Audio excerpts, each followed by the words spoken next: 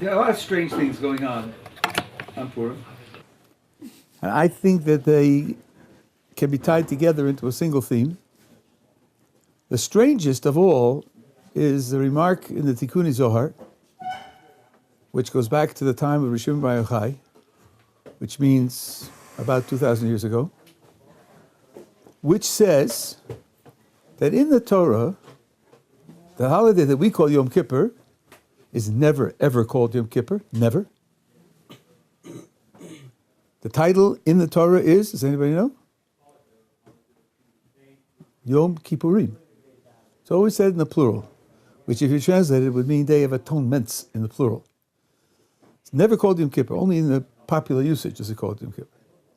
And there's a lot of discussion of that. The Tikkun Zohar says something astonishing.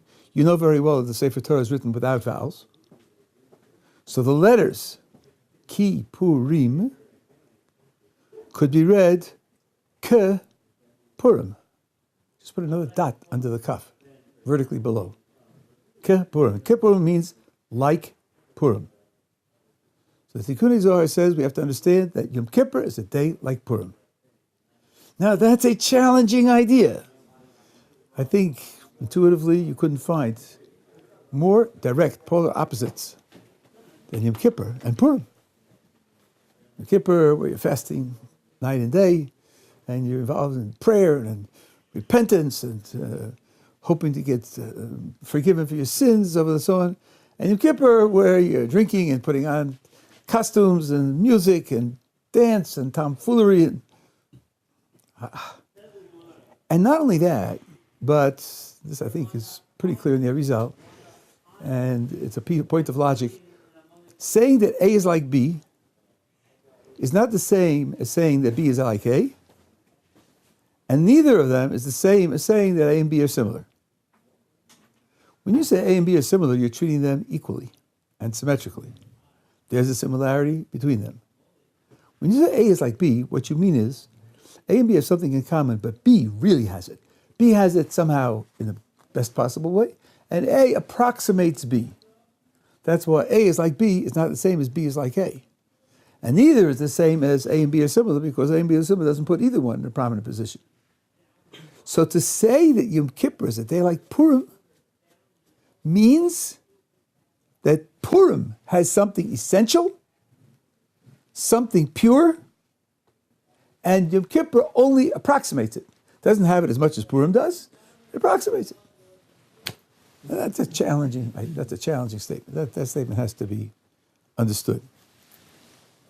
And I think it is the high point of a certain theme that runs through all the aspects of Purim and the performance of Purim. I'll give you a few, if my memory serves me to get all of them right. You probably have heard that the book of Esther does not have God's name in it.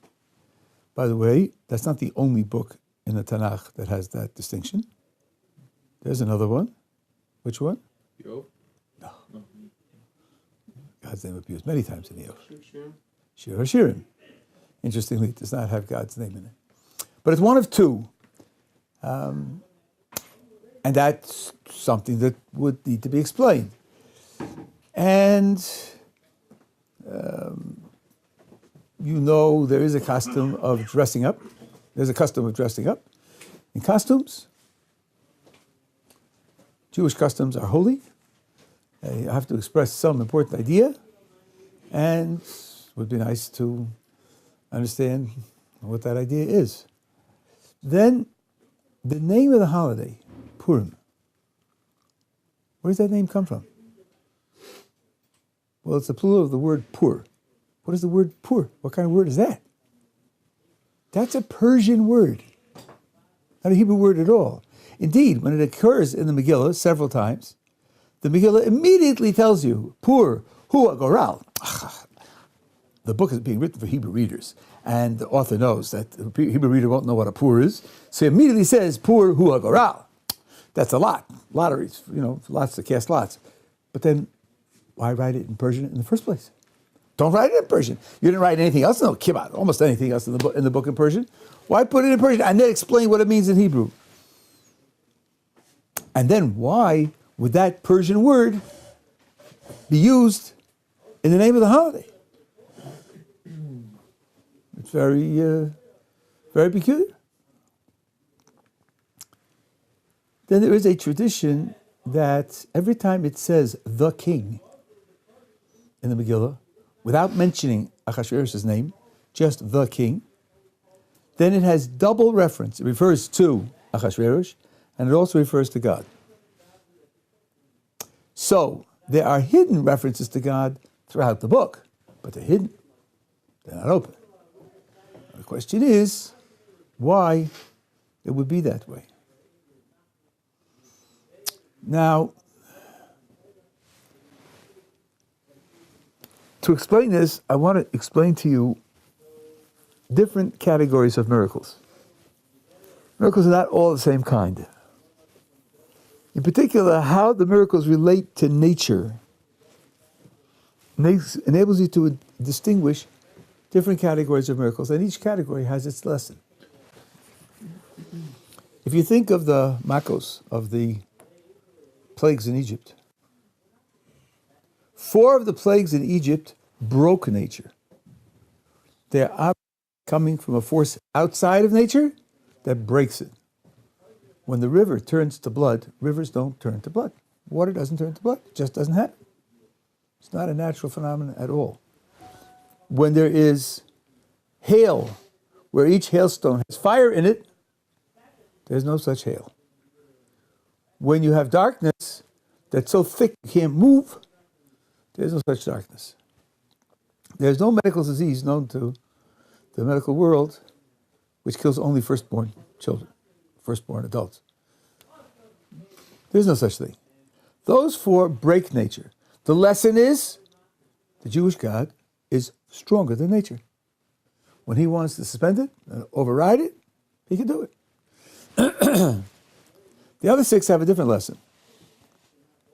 There, HaKadosh Baruch Hu used the forces of nature in a supernatural, miraculous way.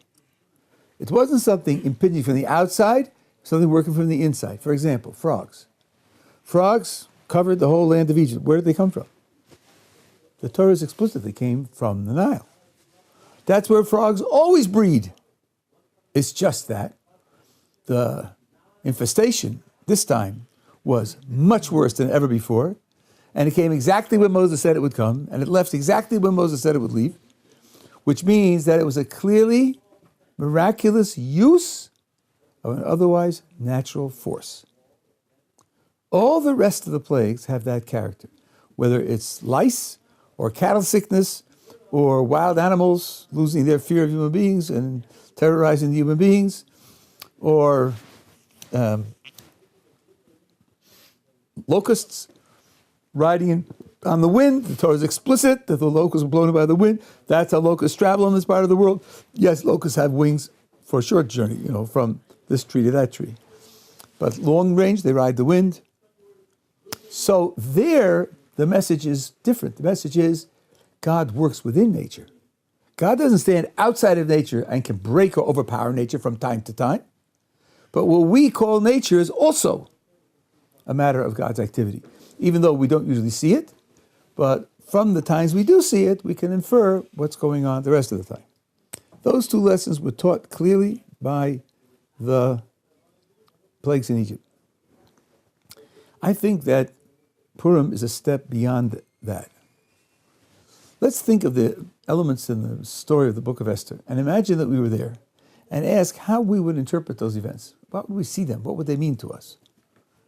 Ahasuerus becomes king and he throws a party, a 6-month bash. He knew how to party. And at the end, he gets an idea of inviting the queen to make an appearance, and she says no. And then his advisors advise him to put a feminist spin on Vashti's action. There were spin doctors even then. And he uses that spin to get rid of her. Now imagine living through that, watching that, hearing CNN every day. What's new in the palace? Would you necessarily think that was a miracle? As an Oriental potentate, a jalub, these people were wallowing in their wine, and he did something smart or stupid, and it was a political problem. He solved it. Things like that happen, and there's no particular reason for them. No particular significance in them. There's no reason to think of it as supernatural. Okay, there's a beauty contest to pick out the new queen, which goes on for 3+ years. And Esther wins. Well, somebody had to win. However improbable it is that she'll win, it's just as improbable that anybody else will win. Lotteries are a way of making something improbable happen, which means it's being improbable is no surprise at all, because the lottery made something improbable happen. Would you see it as a miracle that Esther was chosen rather than somebody else? There's a plot against Achashverosh's life. Mordecai overhears the plot, and he tells Esther, and Esther tells the king, and the plot is foiled, and Achashverosh is saved. There are plots against kings all the time. Most of them are, in fact, foiled. Otherwise, it would hardly pay to be king, because your career would be very short. So, it's another tale in plot against the king that was foiled. Mordecai wasn't rewarded for saving the king. That's a bit strange. You would expect the king would want to reward people who save his life so as to encourage other people to save his life. But Mordecai belongs to a downtrodden, scattered, beaten, conquered nation who have no status, no standing. And it may be that the king felt it's not worthwhile rewarding a Jew. There's no profit in it politically. Anyway, no one's going to wave the miracle flag and say, oh, look at God's intervention in history and so forth and so on. Not going to say that.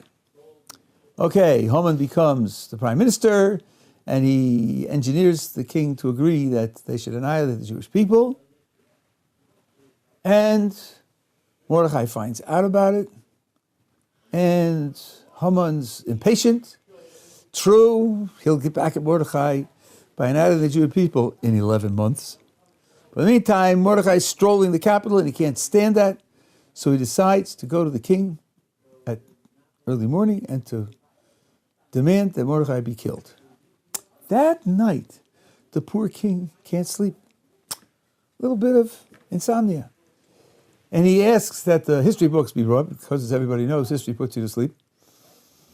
And they open it up, and it just happens to open, or with Chazal's explanation is a little different, to the passage of Mordecai saving the king's life.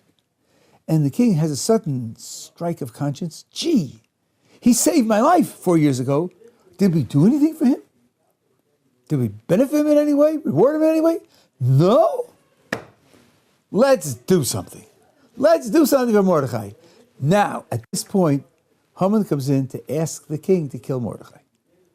And the king is all set to reward Mordecai. And as you know, he uses Haman as his tool to reward Mordecai. I think at this point, the reader says, that's too much. That's too much. It's hard to believe that that would happen just in ordinary history, in normal human history. It's too unlikely to be accepted as a piece of normal human history. That's right. That's the point of the book. At this point, you can't say that it's normal human history anymore. At this point, you're forced to say that it's a miracle. Furthermore, Esther is queen. She's there prepared to beg for the Jewish people so that they won't be annihilated.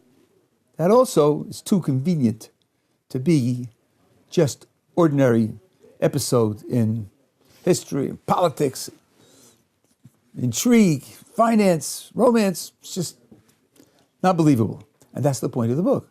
That's not a critique of the book. That's an explanation why the book is so important. Because the book is clearly a story of a miracle. All that I think everybody knows. Now I want to take one further step. Imagine you've gone through all of this, you've lived through this personally, 12 years worth, and then you suddenly start to retrospect. Mordecai saving the king's life, and the king forgetting it, and then the book being open to that page, just when Haman came in. That's not an accident. That must have been planned. That must have been divine providence. So then ask, was it an accident that Mordecai overheard the plot in the first place? Was it an accident that when Mordecai told the plot to Esther, Esther told to the king, and the king caught the criminals and killed them, and didn't reward Mordecai? Was that an accident? But look, that's how it was prepared that Mordecai should be saved from Haman. So then those incidents that happened before were also part of the divine plan. And if Esther is there to save the Jewish people as queen, so then how did she get to be queen? Well, Achashverosh threw the party, and he invited Vashti. Vashti refused to come, and she got thrown out. All that was how Esther was in place to save the Jewish people at the crucial time. So all that, retrospectively, we see was also divine providence. And here's where the book of Esther goes beyond the plagues in Egypt, where you have events which, when they occur, look perfectly natural. That's not true with the plagues in Egypt. Each plague was clearly supernatural when it occurred. But here, the events at the beginning of the book of Esther seem to be perfectly natural. Only later, when you see how it ends, do you have to go back retrospectively and say, oh, I thought that it was a normal historical event. I thought that it was normally random and accidental, like history is. Wow, I've discovered that things that look random and accidental might not be random and accidental. They might not be random and accidental. They might really be planned. This, I think, is the message of the miracle of Purim. That things that look normal, random, accidental, natural, expected, might have an underlying reality that we don't readily perceive, and we may have to wait for time to go by for it to come out, or receive prophetic instruction to see how it comes out, but it's not visible on the surface. That means the theme of Purim is revealing what is hidden. That's the theme of Purim. Now, if you take that theme, so then apply it to the examples that I gave you, I think it applies direct and obvious. The book of Esther has no expression of God's name because you have to hunt for God's presence in the book. If God's name appeared, then the book would be waving a flag and saying, here's where God is. No, it doesn't do that. You have to analyze and find it where it isn't obvious.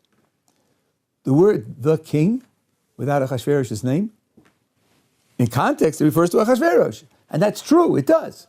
It's just that we're told that it also refers to the King of Kings. That's not obvious. And in each case, you'd have to ask yourself, what is it saying about God when this story is, at the moment, saying something about Achashverosh? Dressing up in costumes is a folk expression of this idea. When a person dresses up in a costume, you don't know who he is. In Jewish neighborhoods, maybe you'll see this on Purim. People go around collecting charity, dress up as gorillas, or bears, or pandas, or The guy comes to the door, and the gorilla fist is out.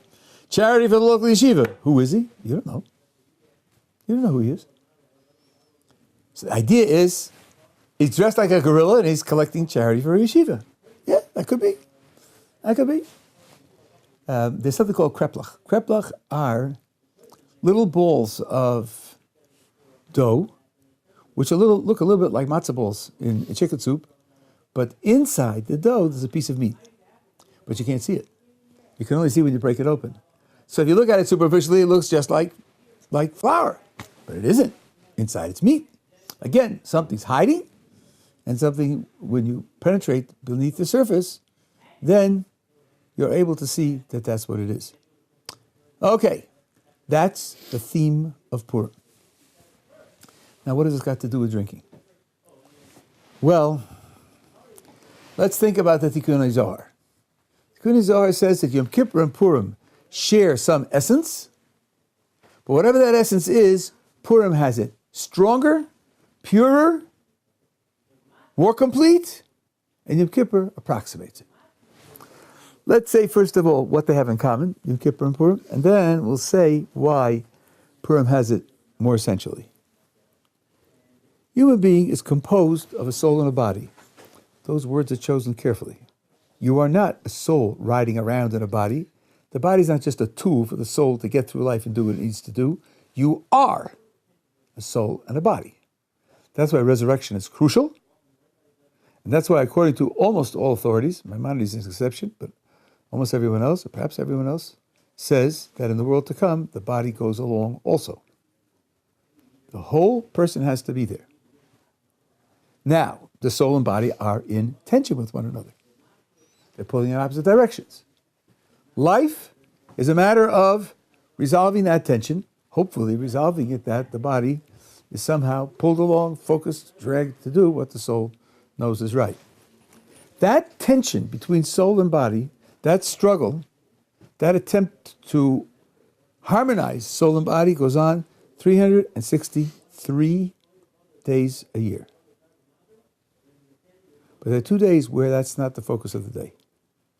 There are 2 days where you don't have that kind of blatant struggle between the soul and the body. They are, surprise, surprise, Yom Kippur and Purim. Yom Kippur is the day of the soul, and Purim is the day of the body. Let's take it apart and see what it means. What does it mean Yom Kippur is the day of the soul? Well, on Yom Kippur, the body is very roundly neglected. I wouldn't say totally 100% neglected, but very roundly neglected. No eating, no drinking, no leather-soled shoes, no washing, no anointing, no sexual relations. All the normal needs of the body are ignored on Yom Kippur. Now, a person who believes in Yom Kippur, a person who thinks it's his opportunity to get forgiveness for the things that he's done wrong, to bring himself back to a close relationship with God, such a person doesn't suffer on Yom Kippur. He doesn't suffer from thirst or hunger, dying for a shower. That's not what's going on. You're preoccupied with the struggle of the soul on Yom Kippur. So Yom Kippur is the soul day. On Purim, there is, according to some, a mitzvah of drinking. Drinking to the point of inebriation, which means that the soul's control of the body, which is exercised through the intellect, gets blurred, gets weakened, to the extent perhaps that it's almost non-functional. Then that means the body expresses itself. And that's why Purim could be called the day of the body. So now we have in common between Yom Kippur and Purim that each one is a one-dimensional day, as opposed to the other 363, which are two-dimensional. We still haven't explained why this one-dimensionality is more fundamental on Purim than it is on Yom Kippur. And the answer to that is the following. Let's consider a tzaddik, a really pious person. A person, let's say, all of whose actions are right. Let's imagine such a person. All of his actions are right. There are two ways to explain why that's so. One would be to say, look, we talked about the struggle between the soul and the body. Some people exercise tremendous willpower, and they force the body to play along with the soul, to carry out what the soul wants. They train it, they use strategies, help, inspiration. They manage to control and focus the body to do what the soul wants. And that's why when you look at him, everything he does is right. That's one model. But it's not the only possible model. The other possible model is that through years of struggle and years of training and years of focus, the body too becomes spiritualized. The body too identifies with what the soul wants. The body becomes a willing, volunteer participant in what the soul wants. And that means that the tzaddik gets to a point where he's not struggling anymore. He doesn't experience opposition anymore. The body cooperates with the soul. Now, looking from the outside, you can't know. Looking from the outside, all you see is his actions. What would happen if his soul lost control? His soul wasn't capable of controlling the body anymore. The body was expressing what is its agenda. And suppose that when it does that, what the body does is recite passages from Torah and perform mitzvahs exquisitely and express love for every Jew. Suppose that's what the body does when the body's operating on the body's agenda. Then you would know which model is correct. You would know for this person that through his life of struggle, he has trained, uplifted, spiritualized, sanctified the body to the point where the body has become a spiritual element also. That's the goal of drinking on Purim. For a body like that to express itself and to show what can happen when a person makes the effort to train the body, focus the body, control the body, what can happen to the state of the body, that it too can be elevated and spiritualized and sanctified. Okay? Now, that answers the question that I asked, although it probably isn't obvious, but it does answer it. What Yom Kippur and Purim have in common is being one-dimensional. Yet I said Purim has it more fundamentally than Yom Kippur. Why? Because Yom Kippur is one-dimensional by denying one dimension. Yom Kippur is the day of the soul because the body's on back burner. The body's behind the wall. The body is excluded from what's going on, and that's why it's one-dimensional. But if you'll ask, you take this picture. There's a soul and a body. Today's the day of the soul, and because today's the day of the soul, the body has to be excluded. So are you one-dimensional? No, you are two-dimensional. You are a soul and a body. That's why the body has to be excluded, because it's going to get in the way. Yom Kippur is a day in which the person who has two dimensions, soul and body, allows only one of them to express itself. But the person remains two-dimensional, soul and body that are at odds with one another. Purim is much more profound, because on Purim what you learn is that the body is soul-like. The body isn't ultimately opposed to the soul. The body too can express spirituality, which means at some very deep level, you're not composed of two things. You're really only composed of one thing. Here it's not what's expressing itself, here it's what you are, what your reality is. That's a much more profound one-dimensionality. And just to stick in as a footnote, it seems to me that something like this is really forced on us because we are monotheists. There is only one God. If there's only one God, everything comes from that one God. And if everything comes from that one God, then it's got to express His purposes, His interest, His orientation. So there couldn't be something that's inherently anti-spiritual. That would require polytheism. Require at least two gods. It's not accidental that Christianity has three and an independent devil. An independent devil, because they can't explain evil without it. But that's not our picture at all. So that being the case, Purim is much more essentially one-dimensional than Yom Kippur is. Now, Purim is one-dimensional by revealing something about the body which isn't obvious. So the way in which you see this extra one-dimensionality is getting a revelation of what the body is, which wasn't obvious before. Obvious experience is that the body and soul are at war with one another, and you have to struggle to make the accommodation. But Purim reveals this in a much deeper way. So I think that's the theme of Purim across the board, that it's the day of revealing that which is otherwise hidden. And that explains the text, and it explains the customs. A couple of others that have escaped my mind at the moment, but okay. Are we together so far? Now I want to say something else about the Megillah, which Rav Dessler writes about. And it's also a hidden theme in the Megillah.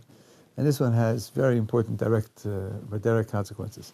Now, there are various interpretations of facts about the Megillah, and Rav Dessler goes with one set of interpretations. That doesn't make them any righter than the others. But if you take this set of interpretations, you can draw out a certain lesson, certain moral, and other interpretations will be available for other morals.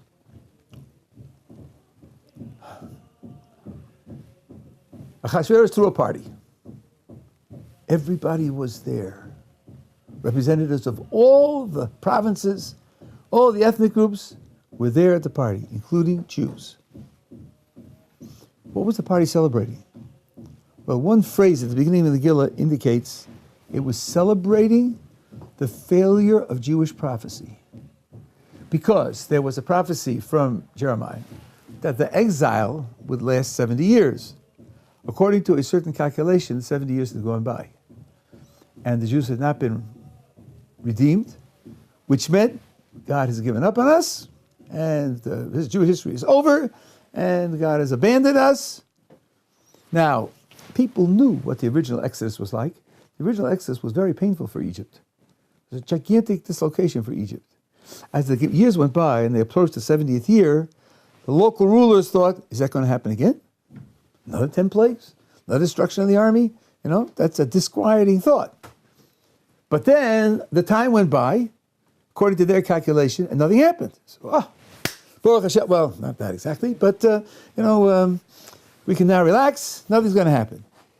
Now, Nebuchadnezzar, when he conquered the Jewish nation, took vessels from the temple into his treasury. Of course, they were vessels from the Jewish holy temple. The king didn't use them for ordinary purposes. They were trophies, but they came from the Jewish God, who was a powerful God also. They had reluctance.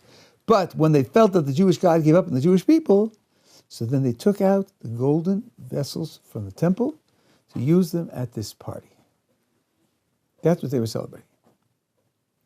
Now, can you imagine a Jew attending this party? He's attending a celebration of his death. We're celebrating the fact that your God has abandoned you and you no longer count. You're historically zero. Your history is over. You have no future. And he's attending the party. Was this a good idea to attend or not?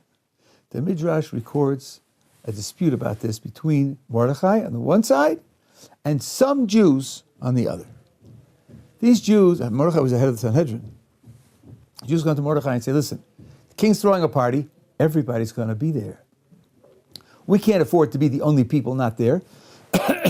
How will it look? Everybody's coming, everybody's loyal to the king, and we alone are different. Mordecai said, don't go. Don't go. So these Jews said to Mordecai, why not? What reason do you have? What Jewish law will we be violating by going? If you have a good reason, we won't go. We're just as frum as you are. We'll keep the Shulchan Aruch, the code of Jewish law, just as well as you. That's anachronistic. Okay. But what is the problem? Is it treif wine, treif meat? How are they going to have services to idols there? What is the problem? Mordecai said, there'll be no treif wine, there'll be no treif meat, no services to idols. I'm telling you not to go. I'm telling you it's wrong to go. The response to these Jews was, Mordecai, you live in an ivory tower.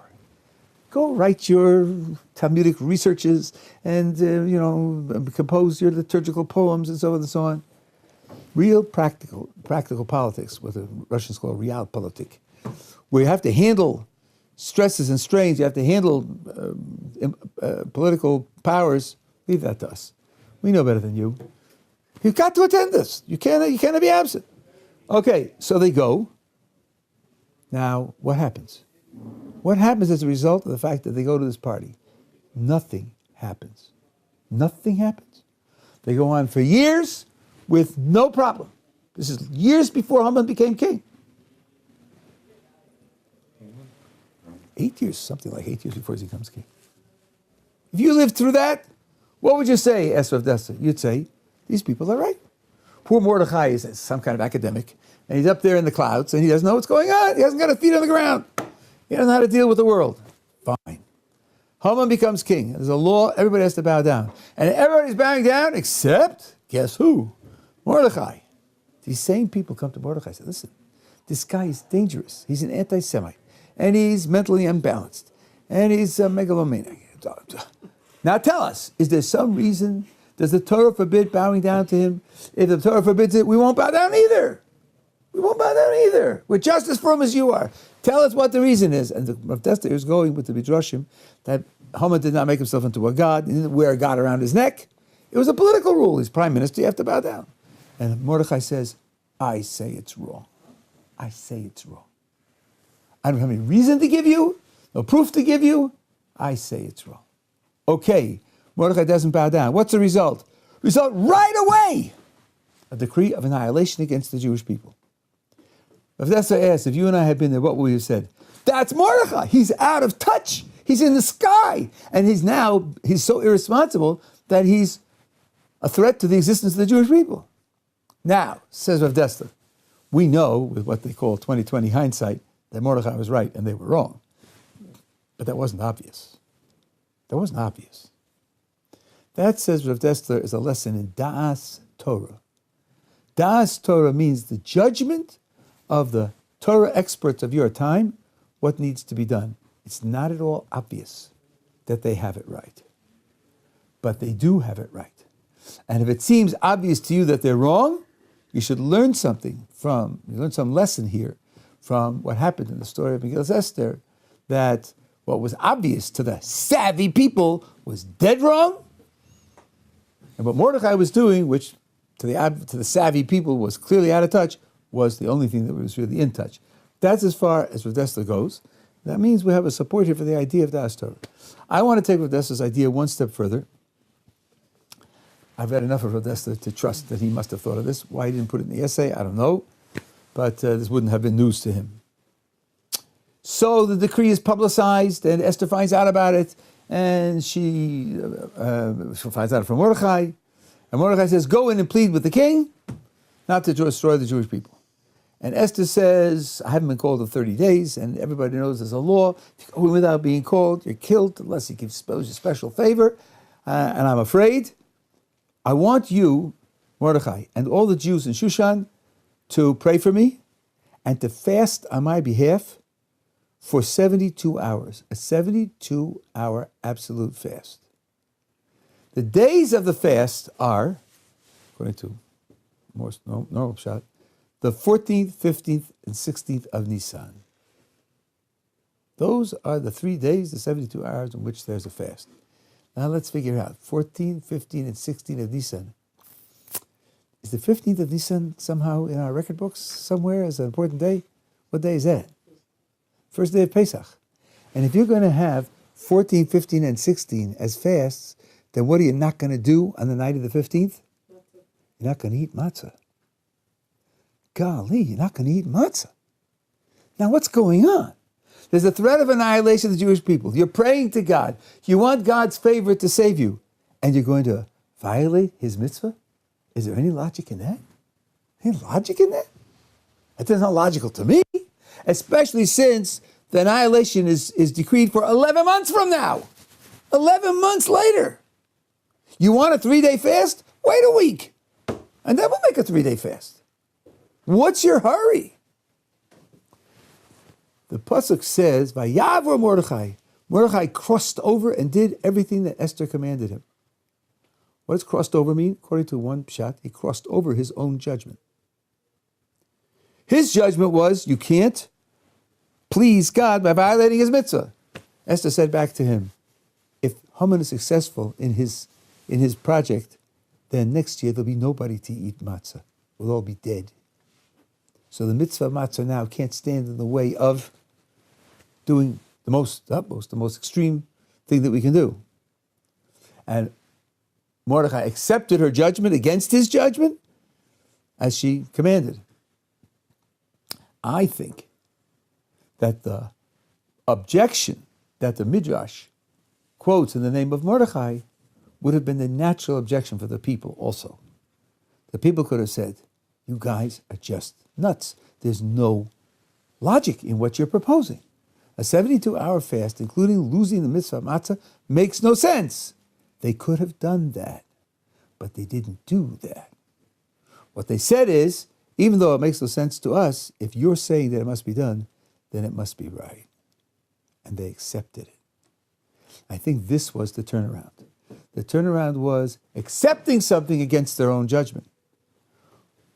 What they failed at when they went to the party of Achashverosh, and when they objected to Mordechai's refusing to bow down to Haman, they now changed their position, and they said, yes, if you are suggesting that that's what has to be done, then we have to defer our judgment to you.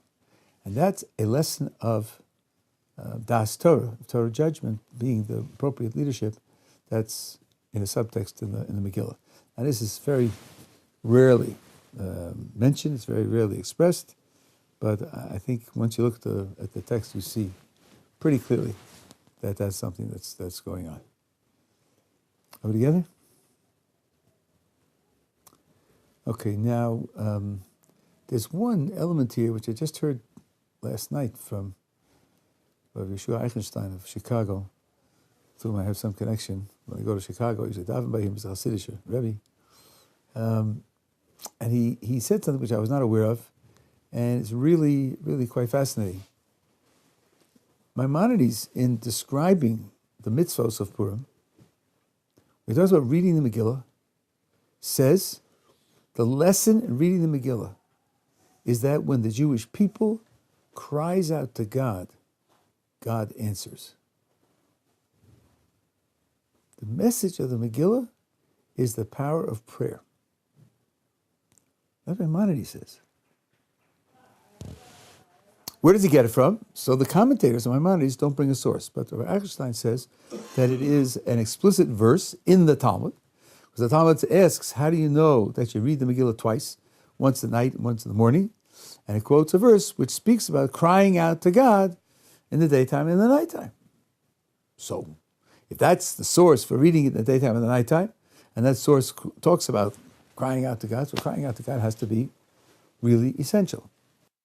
So now, we have to calculate exactly what role the crying out to God plays and what the general lesson is.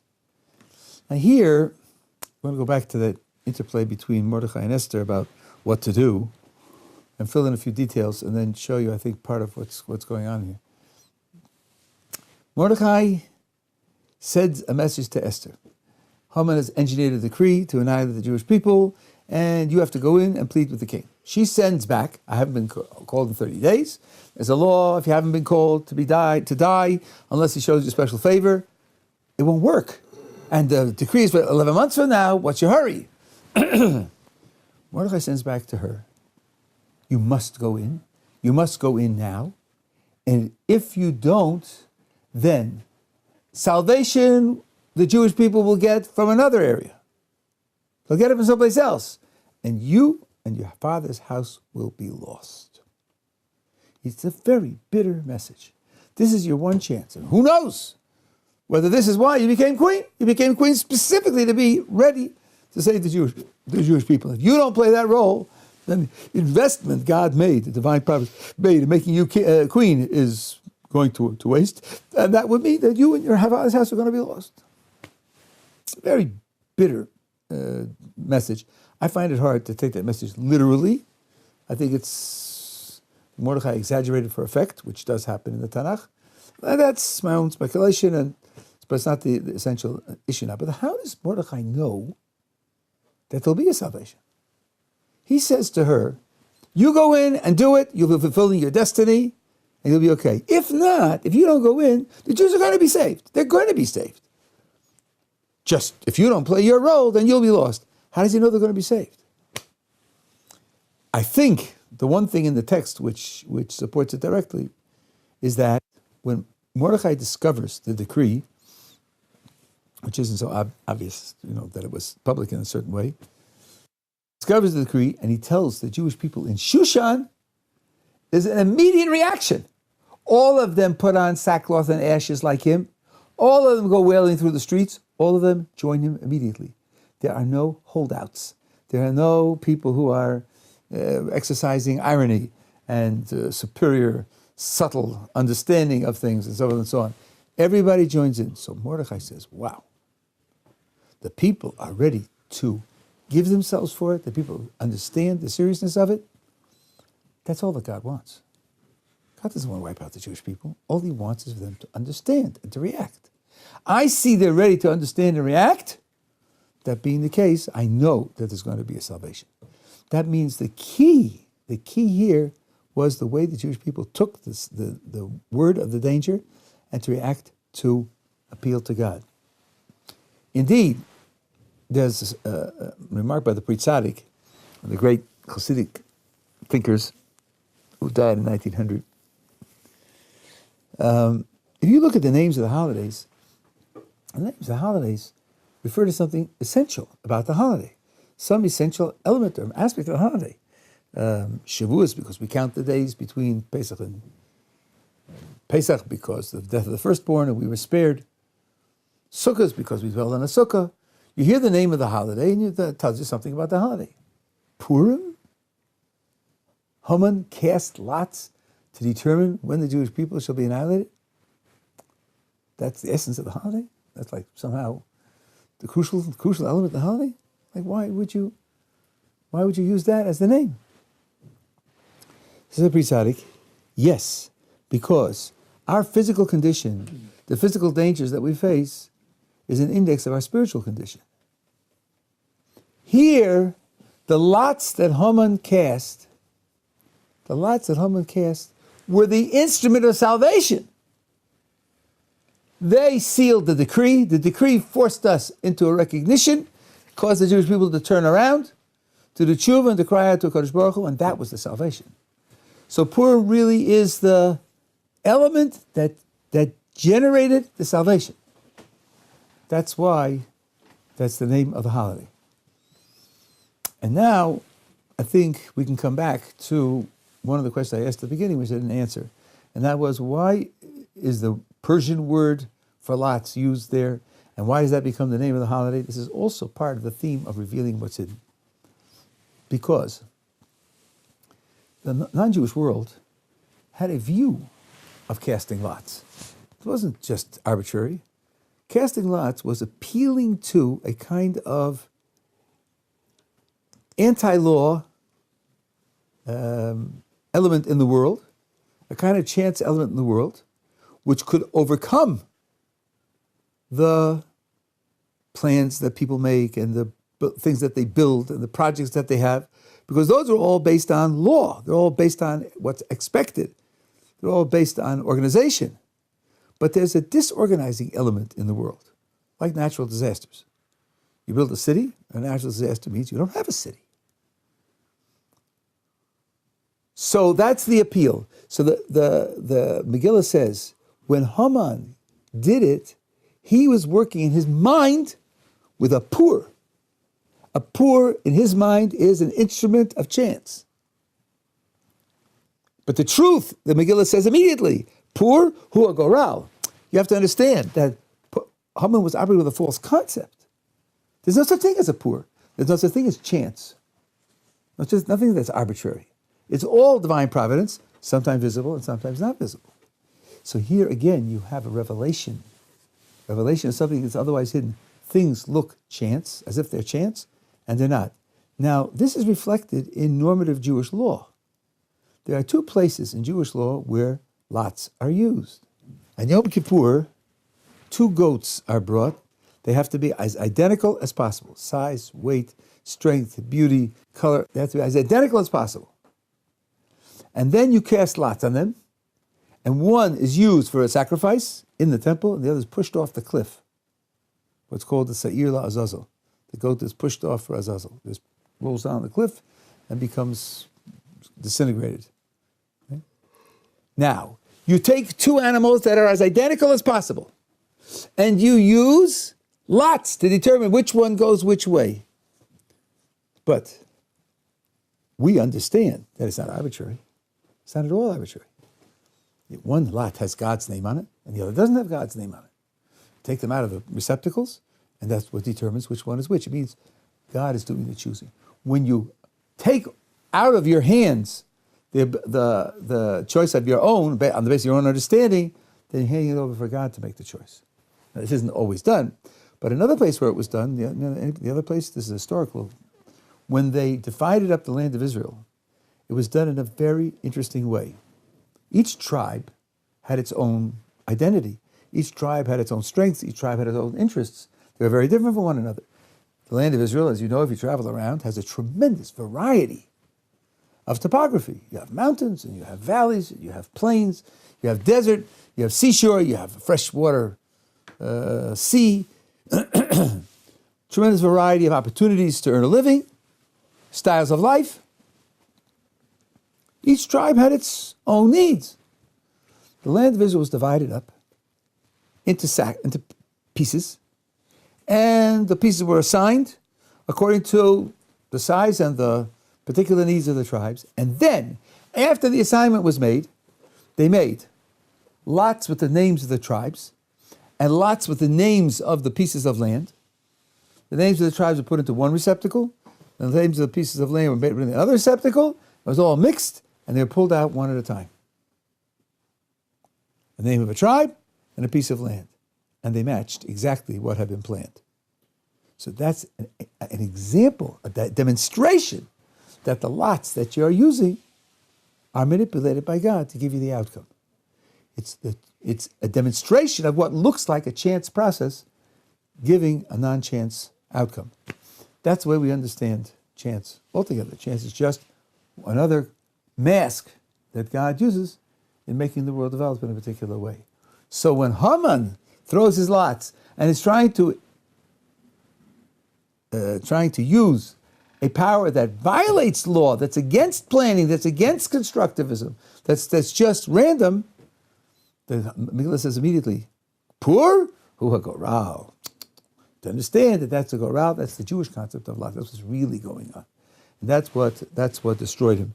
I'll just tell you, that when he cast the lots for the day in which the destruction was supposed to take place, it came out to be 14th of Adar. Now he knew that, 13th of Adar, sorry, the 13th of Adar. He knew that Moses died in the month of Adar. So he thought, look at that. My chance process happened on a day which is bad for the Jews. It's bad for the Jews, because the day in which their great leader died. What he didn't know is that Moses died on the very day that he was born. 7th of Adar is Moses' birthday and death date. Now, how do you look at that? So I heard somebody saying the other day, well, that means that there's not only bad things that happened, it's a good thing that happened. He was born in Adar. I don't think that's it. We have a rule that God fulfills the days of the righteous. He lived 120 years exactly.